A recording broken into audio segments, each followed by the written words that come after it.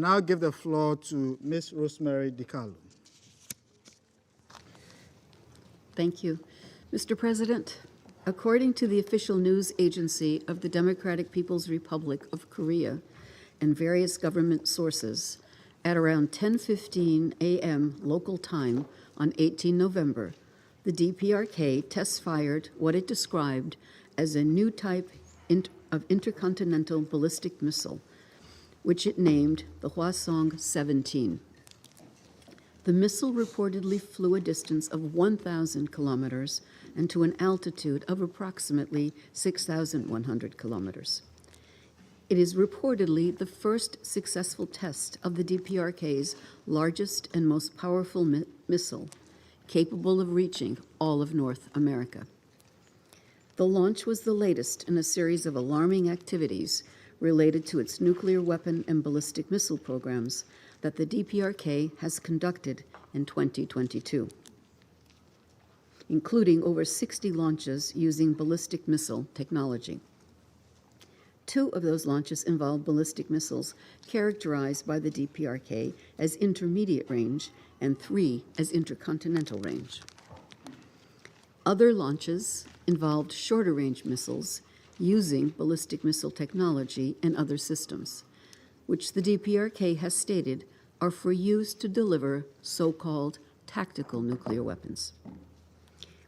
This year, it has also carried out launches using ballistic missile technology to test so-called hypersonic weapons and satellite systems. The DPRK did not issue airspace or maritime safety notifications for any of these launches. Unannounced launches represent a serious risk to international civil aviation and maritime traffic.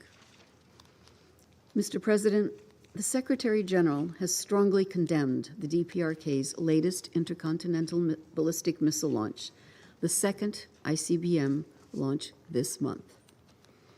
The DPRK's continued pursuit of nuclear weapons, of its nuclear weapons program and launches of ballistic missiles blatantly violate relevant Security Council resolutions and have led to a significant escalation of tensions.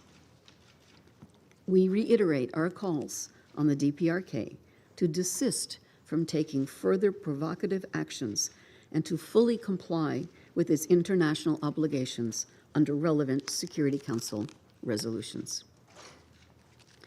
Mr. President, DPRK appears to be actively pursuing its nuclear program. The Director General of the International Atomic Energy Agency reported on 16 November that the Punji-ri nuclear test site, quote, remains prepared to support a nuclear test, end quote.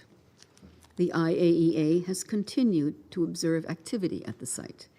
It has also observed construction activities at the Yongbyon nuclear facilities, as well as indications that the 5-megawatt nuclear reactor was operating. Mr. President, this is the 10th time the Council has met to discuss the DPRK in 2022. Yet the situation on the Korean Peninsula continues to head in the wrong direction.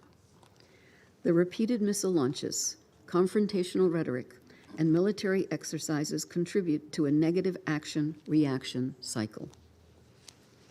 Tensions continue to increase, with no off-ramps in sight. In addition, the COVID-19 pandemic is complicating diplomacy by impeding official and unofficial contacts with the DPRK. It is critical to de-escalate and reduce tensions. Communication channels must be enhanced, particularly military to military, to lower the risk of miscalculation. I join the Secretary General in urging the DPRK to take immediate steps to resume dialogue leading to sustainable peace and the complete and verifiable denuclearization of the Korean Peninsula.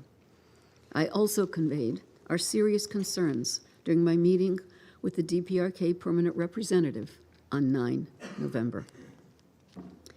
Mr. President, the Secretary General counts on members of this Council as a united body as well as individually to urge the DPRK to refrain from carrying out further launches using ballistic missile technology or a seventh nuclear test. Unity in the Security Council is critical, and a diplomatic solution is the only way forward. Mr. President, let me close by stressing our concerns regarding the humanitarian situation in the DPRK. The United Nations is ready to assist the DPRK in addressing medical and humanitarian needs, including those related to the COVID-19 pandemic. To allow for a timely and effective response, we reiterate our call for the unimpeded entry of international staff and humanitarian supplies. Thank you, Mr. President. I thank Ms. DiCarlo for her briefing. I now give the floor to those members